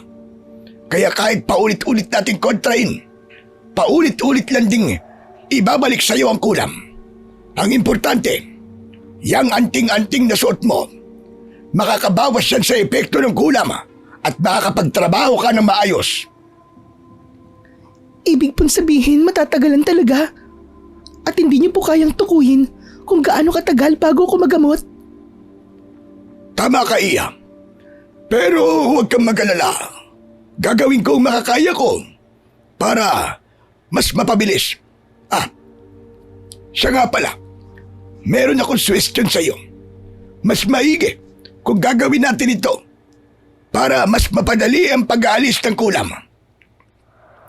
Ano po yun, Tatang? Pwede nating ibalik ang kulam sa mga magulang mo para maramdaman din nila ang sakit na nararamdaman mo. Sa ganung paraan, pwedeng sila na mismo ang magpahinto ng kulam sa'yo. Naku, hindi po. Hindi ko po kayang gawin sa kanila kung anong ginagawa nila sa akin. Ayoko maramdaman nila ang parehong sakit na nararamdaman ko ngayon. Pero Carla, ayaw mo bang mas mapadali ito? Kahit na mabagal na proseso, wag lang po silang masaktan ng ganito. Napakabait mong anak, Iya. Sayang, at hindi nakita yon ng mga magulang mo. Hindi ako kumibo. Hindi ko kasi alam kung maniniwala akong mabait akong anak o hindi. Sa totoo lang, Panyero, ngayong nangyari ito at nagawa ng mga magulang kong ipakulam ako, pakiramdam ko, napakasama kong anak para gawin nila ito sa akin. Nagsimula kagad si Tatang sa panggagamot sa akin. Nung unang beses niya akong ginamot, hinaplasan niya ang tiyan ko ng langis at tinapalan ng malaking dahon na pinainitan. Saglit lang yung nakatapal sa tiyan ko, pero umikot na kagad ang sikmura ko. Ilang saglit pa, agad akong nasuka at lumabas ang napakaraming pako mula sa bibig ko. Maliban kay Tatang, lahat kami ay nabigla sa nakita. Hindi ko akalain na may mga pako palang nakalagay sa tiyan ko. Nang unti-unti nang humupa ang pagsusuka ko, unti-unti ring guminhawa ang pakiramdam ko. Umpisa pa lang yan, Iya. Marami pang lalabas na kung ano-anong bagay dyan sa tiyan mo. Maraming salamat po, Tatang. Carla, hindi ba sumakit ang alangala mo dahil sa isinuka mo mga pako? Hindi naman, Bes. Ang totoo nga niyan mas guminahawa pa ang pakiramdam ko. Sa ngayon, hindi niya masyadong ramdaman sugat sa bibig niya dahil sa pinainom kong pampamanid. Pero kapag nawala na ang epekto noon, masakit na yan panigurado. May ibibigay akong gamot para gumaling ang mga sugat. Kailangan maghilom na bago tayo sumabak sa pangalawang beses na panggagamot sa kanya. Ibig pong sabihin, may lalabas ulit ng mga pako sa bibig ko. Hindi lang mga pako, Iya. Pwedeng may blade rin o kaya'y karayom. Itinatanim namang kukulam yan sa tiyan mo gamit ang manika. Wait lang po, Tatang. Meron ako naririnig noon na kapag nasira ang altar o manika ng mangkukulam, pwedeng maputol ang kulam. Totoo po ba yun? Hindi pwede. Sa kaso nga nito si Carla, may iba pang mga gamit ang mga magulang niya na pwedeng ibigay sa mangkukulam. Eh di ganito na lang, Tatang. Puntahan natin ang bahay niyo, Jenny, para kunin ang iba pang mga gamit mo. Gagana po ba yun, Tatang? Posible. Posible yun. Pagkatapos ng unang beses na panggagamot sa akin ng albularyo, pinag-isipan naming maigi kung paano pupunta sa bahay namin para kunin ang mga natitirang gamit ko. Tinawagan ko kasi si Joy at ang sabi niya, hindi raw umaalis ng bahay si tatay at nanay. Kung umalis man, isa sa kanila ang naiiwan. Kaya kahit na anong gawin namin, maaabutan pa rin namin sila roon. Eh di, pumunta tayo doon na nandun sila. Problema ba yun? Pero di ba sabi nga ni Tatang, baka raw masabunutan ka at makakuha ng buhok sa ulo mo. Eh di, ganito na lang. Ano kaya kung pumunta tayo doon na madaling araw tapos kausapin mo ang kapatid mo na ilabas sa mga gamit mo habang tulog ang mga magulang mo? Mabilis magising si nanay. Konting kaluskos lang gising na kagad siya. Eh di ba may bintana sa kwarto mo? Doon na lang natin ilabas ang mga gamit mo sa pamamagitan ng kapatid mo. Magabang tayo ron. Oo nga no. Ang galing mo talaga mag-isip ng gagawin. Siyempre, ako pa ba? Para saan pa ng mga teacher tayo, di ba? Ang paraan tayo, Bes. Nang mapag-usapan namin ang mga dapat gawin, tinawagan ko na kagad si Joy para ipaalam sa kanya ang binabala ko. Mabuti na lang at walang pag-aalinlangang pumayag siya. Ang sabi niya sa akin, pasimple siyang papasok sa kwarto ko at ililigpit ang mga gamit ko. Kinagabihan, nag-arkila kami ng tricycle. Mabuti na nga lang at pumayag siya na madaling araw ang biyahe. Pagsapit ng oras na napag-usapan, bumiyahe na kagad kami papunta sa bahay namin. Medyo malayo ang pinagparadahan ng tricycle mula sa bahay namin dahil siguradong magigising si nanay kapag narinig niya ang ingay ng motor. Medyo mataas palang gate ng bahay niyo. Paano tayo makakaakit niyan? Huwag ka mag-alala. May daan dito sa likod ng bahay namin. Madaling umakyat sa bakod na naroon. Aba, alam na alam mo ha. Mukhang tumatakas ka nung bata ka pa. Siyempre no, hindi naman talaga may iwasan yun eh. Pero, wag na muna natin pag-usapan yan. Ay oo nga. Tara na, doon sa sinasabi mong lugar. Bilis. Sa likod ng bahay namin, may bakod doon na madaling akyatin. Madalas akong umaakyat doon tuwing tumatakas ako kapag hindi ako pinapayagan nila nanay. Istrikto kasi talaga siya simula pa noon. Palagi niyang itinatatak sa isip ko na ako ang panganay at ako ang dapat na mag-ahon sa pamilya namin sa kahirapan. Kaya ako ang dapat na modelo ng mga kapatid ko. Madali kaming nakaakyat sa bakod. Pagpasok doon, dahan-dahan kaming naglakad hanggang sa nasa harapan na kami ng bintana ng kwarto ko.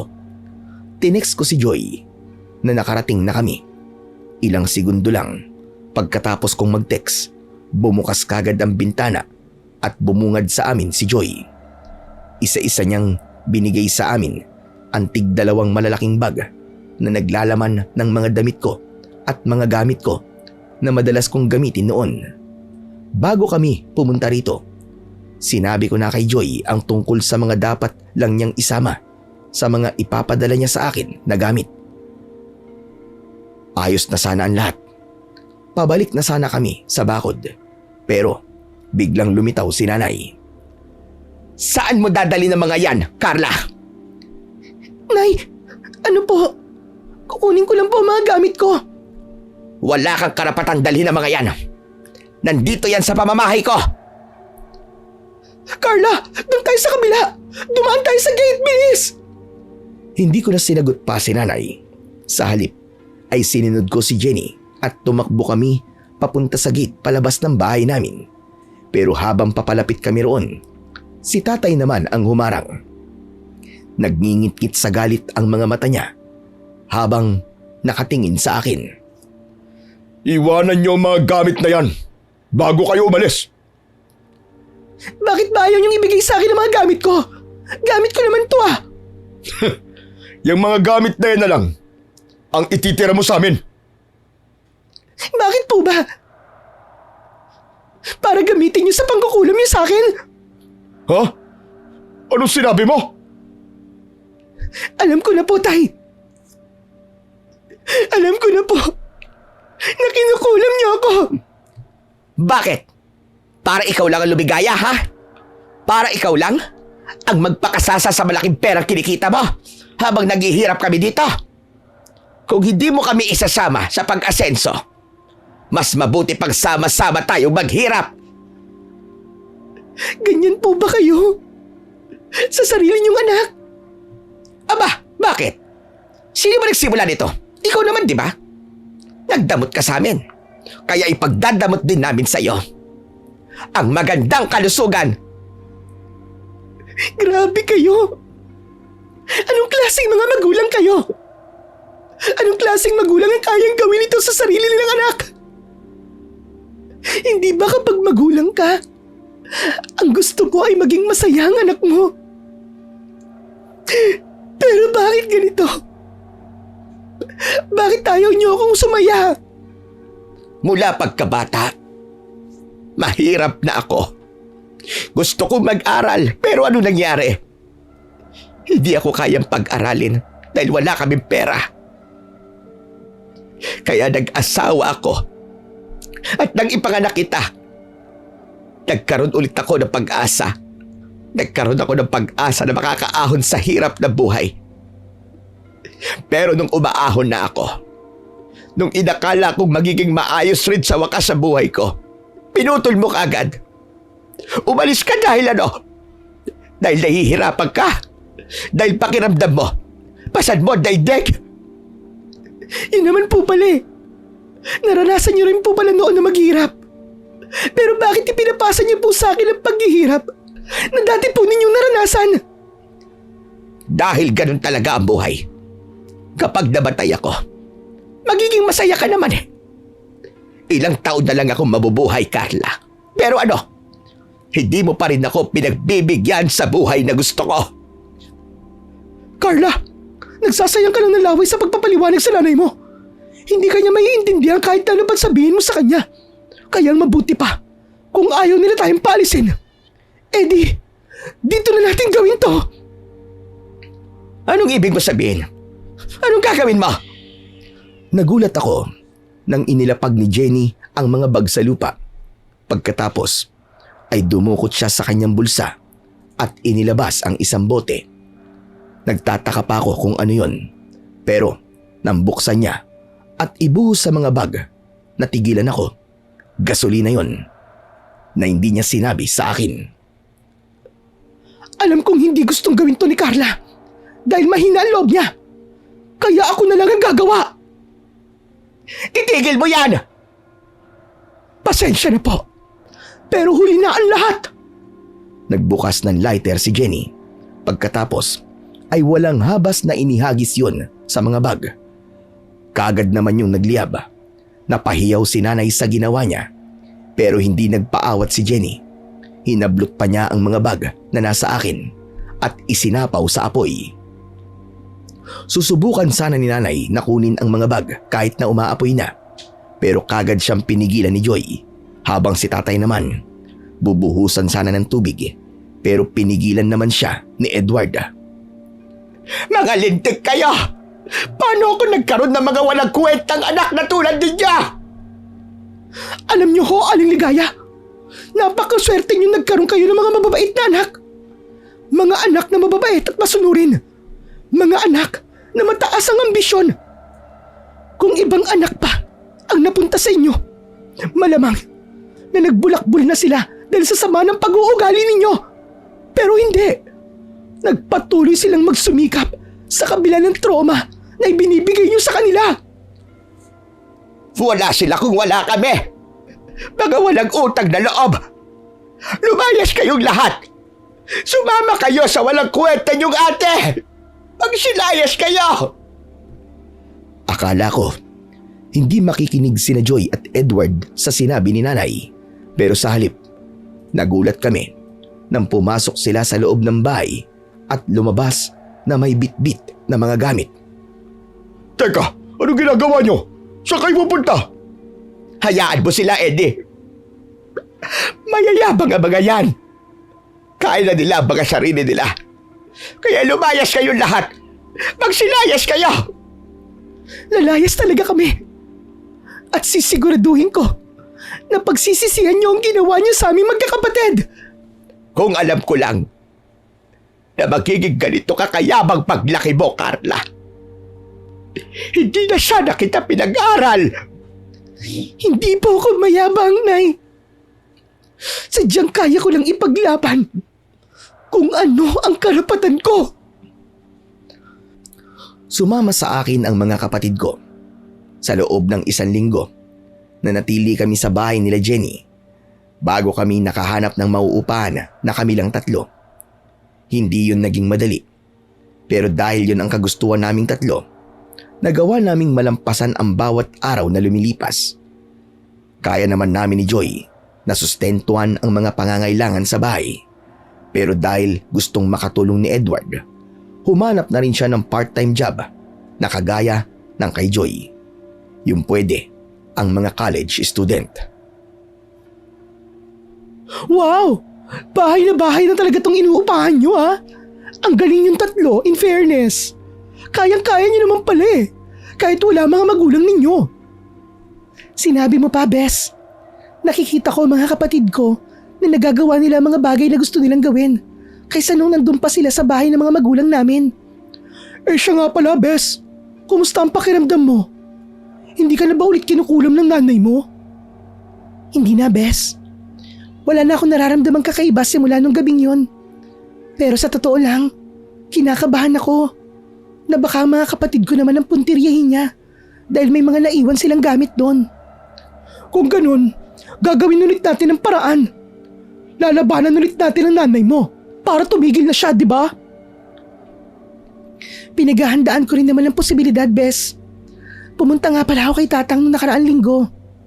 Binilang ko ng pangontra sa kulam ang mga kapatid ko.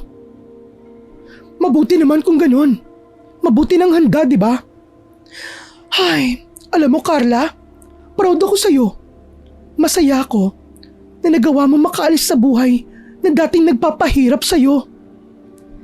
Maraming salamat din sa'yo, Bes. Siyempre, kung di dahil sa'yo, hindi sana ako magkakaroon ng lakas ng loob para malagpasan ang lahat ng ito. 5 taon ang matuling lumipas at lahat kaming magkakapatid ay may trabaho na. Naging maganda ang takbo ng trabaho ko bilang teacher. Nag-resign ako sa pinagtatrabahuan kong public school at lumipat na sa Thailand. Higit na mas malaki kasi ang kita ng teacher doon kaysa dito sa Pilipinas. Hindi ko na rin kailangan magpuyat para mag-sideline bilang online teacher. Si Joy, nakapagtapos naman ng business management kaya nagtatrabaho siya sa isang kumpanya. Habang si Edward ay nagsimulang magtrabaho na work from home. Kumuha kasi siya ng kursong IT kaya nakahanap siya ng trabaho bilang programmer.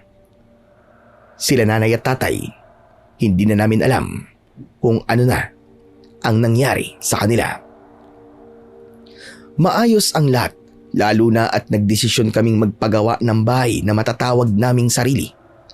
Isang napakasayang araw nun para sa akin. Kagagaling ko lang sa Thailand.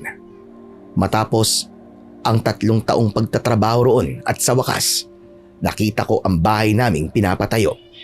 May pundasyon na at nasa kalagitnaan ng construction.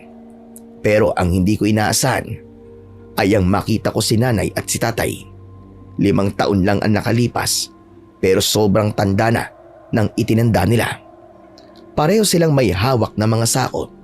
Si tatay ay nangangayayat na. Malayo sa mataba at malaking tiyan na tatay ko noon. Habang si nanay naman ay puro puti na ang buhok. Nay? Nay, kayo po ba yan? Carla? Bakit ka nandito? Dito po ako nakatira. Eh kayo po, bakit kayo nandito? At bakit may mga dala po kayong sako? Nangangalakal po ba kayo? Hindi siya nagsalita. Sa halip ay napatitig lang siya sa akin at unti-unting nagilid ang mga mata. Nadurog ang puso ko nang makita kong ganun ang naging reaksyon niya. Kitang-kita ang matinding pagsisisi sa kanya. Tara na, tara na Rigaya. Teka lang. Carla anak, ang sabi nila, nasa ibang bansa ka raw. Nakauwi ka na pala. Opo. Ngayong araw lang po ako nakauwi. Ayos lang ba kung kumustahin ko kayo? Kumusta na? Kumusta ang mga kapatid mo? Ayos lang po kami. Masaya ako na malamang maayos kayong lahat. Kumusta mo na lang kami sa kanila, ha? Teka, sandali po, Nay. Ano yon? Mag-iingat po kayo ni tatay, ha? Sinabi ko kina Joy at Edward na nakausap ko ang mga magulang namin.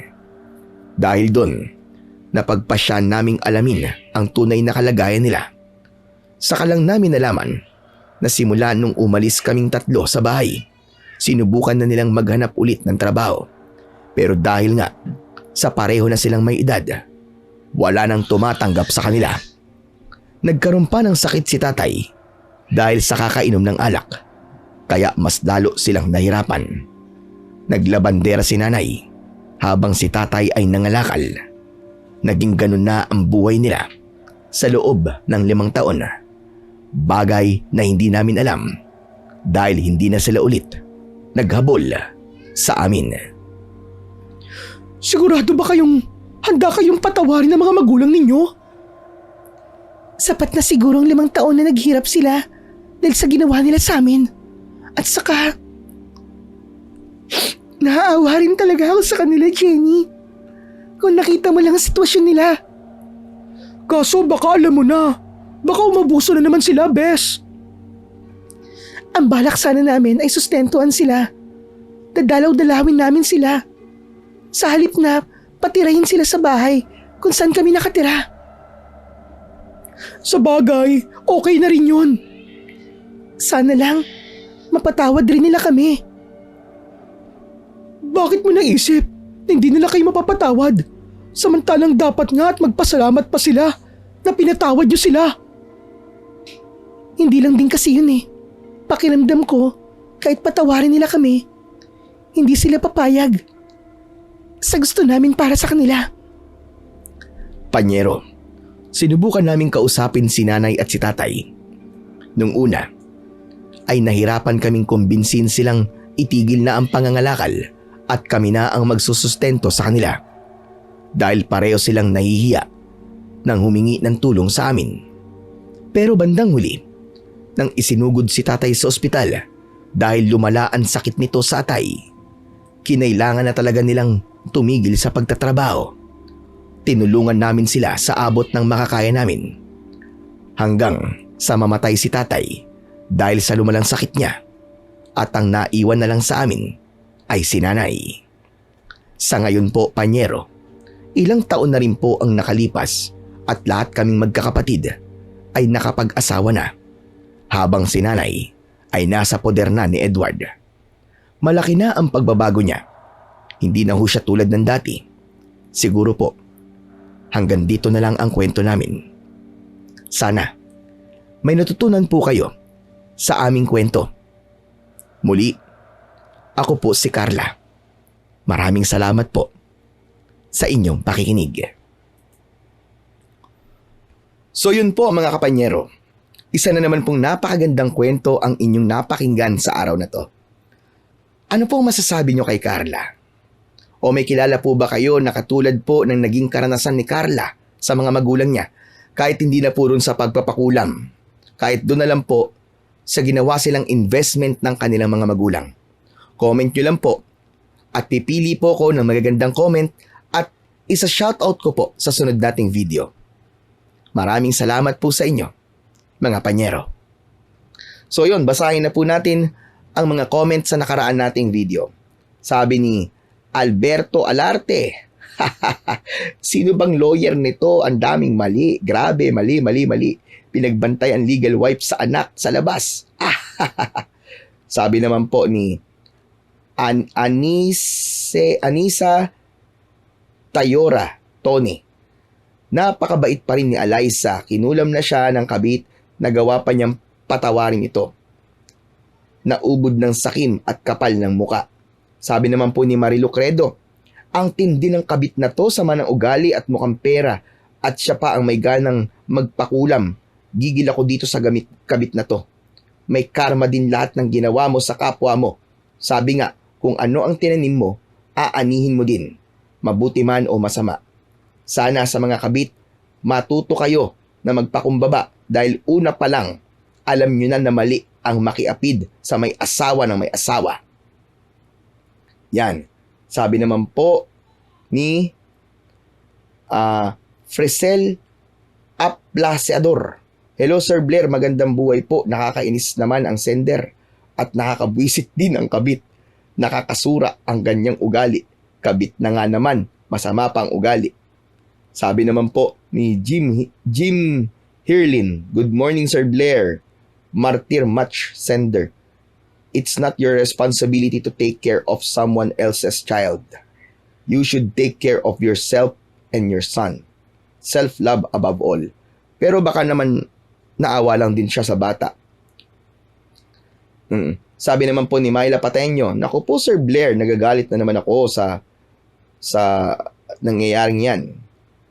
Ano na nga pong tawag dyan sa ganyang klase ng ugali? Makapal talaga ang muka. Na narcissist daw kasi palaging tama. Kahit mali na sila, pilit pa rin itatama. Palagi na lang masama ang ibang tao. Hay, ganda ng istorya. Pinanood ko po ang mukha niyo Sir Blair. Ang galing akma sa lahat ang emosyon. Super duper talent. Muli po, maraming salamat po sa lahat po ng sumusuporta at sumusubaybay at tumatangkilik sa aking channel. Ngayon pa lang po, sumasaludo na po ako sa inyong lahat. Hanggang sa muli po nating pagkikita. Maraming salamat po.